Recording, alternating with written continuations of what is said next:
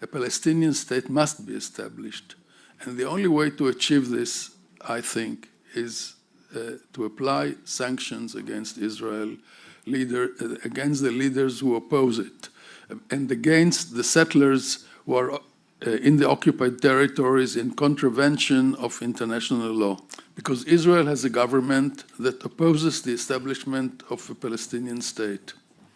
Instead, the Netanyahu government wants to continue and intensify illegal settlement in the territories that were meant for a Palestinian state. It doesn't care about imposing a cruel apartheid regime on the Palestinian population. It dismisses the costs of both sides for defending the settlements while fighting the Palestinian freedom fighter that Israel calls terrorists. The only recourse with such disastrous government is to ask other countries to bring pressure to bear, as they did in order to end apartheid in South Africa. In December 2016, the UN Security Council passed Resolution 2334, which states that territory cannot be acquired by force, opposes settlement building, including so-called natural growth of settlements, and stipulates the dismantling of all settlements built since March 2001. Within the framework of the two democratic states living in peace side by side within recognized borders.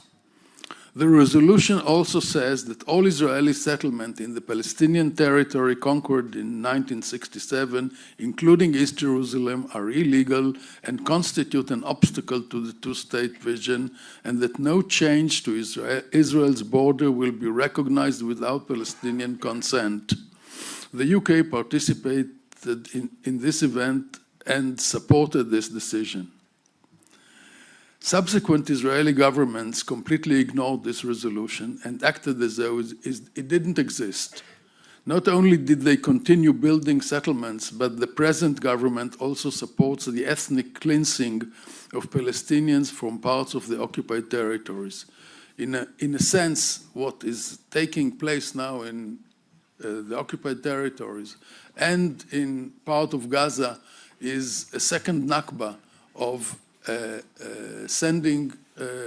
creating refugees, even people who lived in the occupied territories in Area C, and the people who live in the north part of Gaza. All of what Israel has been doing since this resolution was passed and is doing now even more severely, it goes against the UN Resolution 2334, and it is clear that Netanyahu wants to perpetuate the occupation and expand it to Gaza. 68 Israeli lawmakers voted against the establishment of a Palestinian state. But if we want to ensure Israel's survival and security, and also to help the normalization of the lives of the Palestinians, our neighbors, a Palestinian state must be established. And the only way to achieve this, I think, is to apply sanctions against Israel, against the leaders who oppose it, and against the settlers who are in the occupied territories in contravention of international law. This should be done in accordance with the rules of the UN Security Council, and every country can and should impose sanctions itself, like the UK did just recently. But you have to bear in mind, the sanctions that the UK made on elements in the occupied territories, people, settlements, organizations, are in a way useless because they get the backing of the Israeli government. And they act with the support of the Prime Minister, the Bezalel Smotrich, the head of the one party, and Itamar Ben-Gvir, the head of another right-wing party, and they actually support the Jewish terrorizing the Palestinians and sending them away from where they live. So, if